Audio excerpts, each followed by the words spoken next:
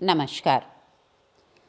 In the tribes of Rajasthan, today we will study about the Meena tribe of Rajasthan.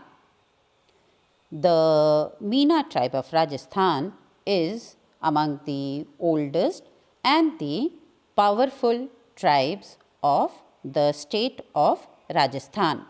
And there was a time when they ruled many of the areas of Rajasthan. They established the state of Bundi, and the city of Bundi was established by बूंदा मीणा. आज हम राजस्थान की जनजातियों के अंतर्गत मीणा जनजाति का अध्ययन करेंगे. मीणा जनजाति राजस्थान की महत्वपूर्ण और प्रभावशाली जनजाति मानी जाती है. 10वीं शताब्दी से 14वीं शताब्दी के मध्य राजस्थान के कई क्षेत्रों में मीणा राजाओं का राज्य था. बूंदी की स्थापना भी मीणा राजा बूंदा मीणा के द्वारा की गई थी. तो जो राजस्थान की मीणा जनजाति है वह एक महत्वपूर्ण और प्रभावशाली जनजाति है और इनके राज्यकाल में जो राजस्थान में विभिन्न प्रकार की स्थापनाएं की गईं, जैसे बूंदी शहर की कई और जगहों की मंदिरों की, हिंदू मंदिरों की स्थापना की गई, वो हमें कई जगह इनके अवशेष देखने को मिलते हैं. जैसे भीलवाड़ा और बूंदी के मध्य का जो मीनाल प्रदेश है, वहाँ के हिंदू मंदिर मीणा राजाओं की स्थापत्य कला को दर्शाते हैं. तो आज हम मीणा जनजाति का अध्ययन करेंगे. मीणा शब्द का जो उल्लेख है वह वेदों में भी पाया जाता है. इसलिए ये माना जाता है कि मीणा की उत्पत्ति वेदों में जो मेनी शब्द है उससे हुई है. इस मेनी शब्द का अभिप्राय वज्र या वज्रकाय से है. मीन पुराण में भी जो मीणा हैं उनकी उत्पत्ति मत्स्य अवतार से मानी गई है. इसलिए जो प्राचीन मीणा राजा हैं उनके हाथों में वज्र तथा उनके मुकुट और ध्वजाओं पर मत्स्य का चिन्ह बना रहता था.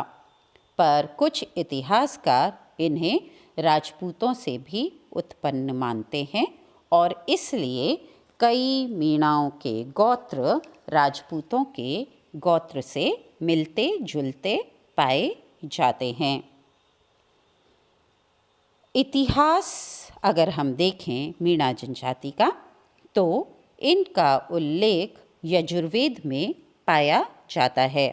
यजुर्वेद में कहा गया कि जो क्षत्रिय पाप, षड्यंत्र, जुल्म और अन्याय से रक्षा करते थे वे मेनाल या मीणा थे.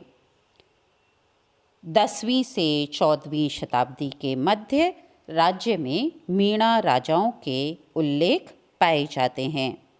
चित्तौड़ और कोटा के मध्य का क्षेत्र मीणा राज्य था और मीणा राजाओं के अंतर्गत था.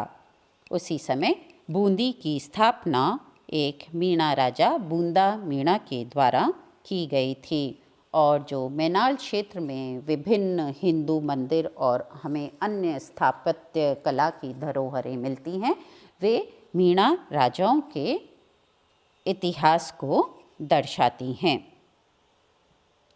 इनका वर्तमान में जो निवास क्षेत्र है, वैसे तो मीणा हमें पूरे राज्य के हर ज़िले में पाए जाते हैं, मतलब राजस्थान के सभी ज़िलों में मीणा पाए जाते हैं, किंतु प्रमुखतः इनका जो निवास क्षेत्र है वह है करौली, सवाई माधोपुर, दौसा, जयपुर, अलवर, भरतपुर, उदयपुर, चित्तौड़गढ़, सीकर और बूंदी.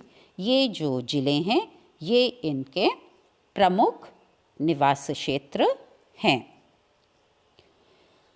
ये माना जाता है कि जब मीणा राजाओं से 14वीं शताब्दी के मध्य के बाद 13वीं और 14वीं शताब्दी में अन्य जो राजपूत राजा थे उन्होंने मीणाओं को हराया और उनसे राज्य छीन लिया।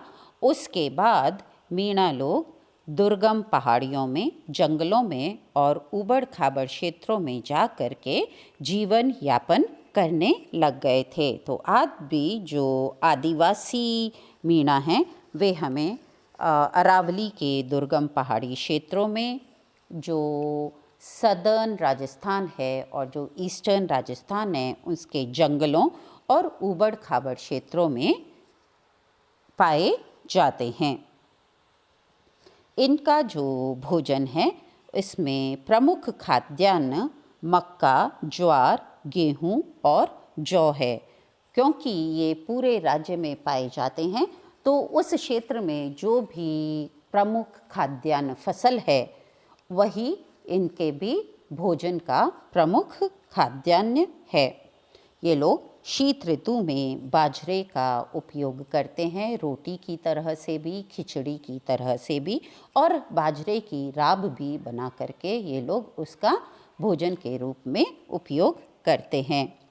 प्रमुखतः जो मीणा हमें देखने को मिलते हैं वे मक्का, ज्वार, गेहूं या जौ की मोटी मोटी रोटियां और उनके साथ प्याज और चटनी का उपयोग करते हैं।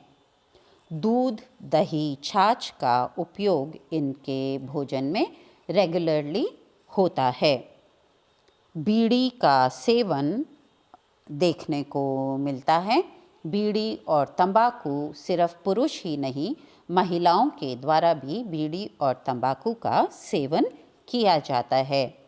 इन लोगों में हुक्का पान बहुत ही ज़्यादा प्रचलित है। जहाँ भी 2, 3, 4 जने इकट्ठे होते हैं तो वहीं पे इन्हें हुक्का पीते हुए और बीड़ी पीते हुए देखा जा सकता है। इनके जो वस्त्र हैं उनमें पुरुष सिर पर पगड़ी, साफा, अंगरखा, घुटनों तक की 3 लांग की धोती और साफ़ी पहनते हैं।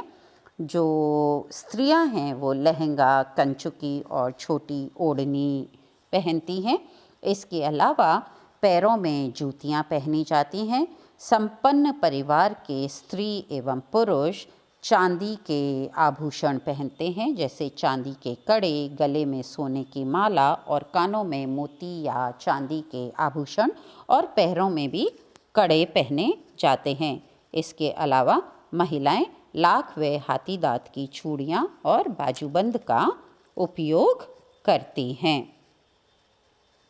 इनके जो परिवार हैं वह हम देखते हैं कि संयुक्त और एकाकी दोनों ही प्रकार के परिवार मीणा जनजाति में पाए जाते हैं, पर ये पितृसत्तात्मक परिवार होते हैं। और जो परिवार का जो सबसे बड़ा पुरुष होता है वह परिवार का मुखिया होता है। और इन मीणा परिवारों में पुरुष संतान को महत्व दिया जाता है और यह माना जाता है कि वंश वृद्धि के लिए पुरुष संतान आवश्यक है। विवाह जो मीणा लोगों में होते हैं वो मुख्यतः हिंदू रीति रिवाज के अनुसार ही होते हैं। इनका विवाह संबंध इनकी गोत्र को या खाप को छोड़कर किया जाता है। इनमें विधवा पुनर्विवाह को भी मान्यता मिली हुई है और उसके साथ ही नाता प्रथा का भी प्रचलन है। नाता प्रथा को भी मीणा लोगों में मान्यता मिली गई है। इसी के साथ ही जो नाता प्रथा के अलावा भी विधवा को देवर के साथ भी पुनर्विवाह कर दिया जाता है। मतलब बड़े भाई के मरने के बाद छोटे भाई से उसका पुनर्विवाह कर दिया जाता है और पत्नी की मृत्यु के बाद साली से भी विवाह कर लिया जाता है। मीणा लोगों में कन्या मूल्य की मान्यता है, इसलिए अगर नाता प्रथा होती है तो फिर उसमें कन्या के माता पिता को वधू के माता पिता को वर और वर के परिवार से राशि मिलती है। ये तो पुराने ज़माने में ये नाता प्रथा, विधवा पुनर्विवाह आदि बहुत ज़्यादा प्रचलित थे, पर समय के बदलाव के साथ अब जैसे जैसे इनमें शिक्षा का प्रसार हो रहा है, वैसे वैसे इनके सामाजिक रहन सहन और ढंग में भी परिवर्तन आ रहा है और अब इनके जो विवाह के तरीके हैं और जो इनका सामाजिक रहन सहन है उसमें हमें परिवर्तन देखने को मिल रहा है धीरे धीरे। तो आज हमने हमारे आज के ई लेक्चर में मीणा जनजाति के बारे में अध्ययन किया, जिसमें हमने उनके उत्पत्ति और इतिहास के बारे में पढ़ा, उनके निवास और निवास क्षेत्र, भोजन, वस्त्र, परिवार और विवाह के बारे में हमने अध्ययन किया। So today in the e-video we studied about one of the most important tribes of Rajasthan, the Meena tribe, and studied about its origin, its history, the areas where Meena tribals are found, their food and clothing patterns, and their family traditions. In our next e-video, we will study about some of the other social and economic characteristics of the Meena tribe. हमारे अगले ई-वीडियो में हम मीणा जनजाति की सामाजिक और आर्थिक व्यवस्था की कुछ और विशेषताओं का अध्ययन करेंगे। धन्यवाद।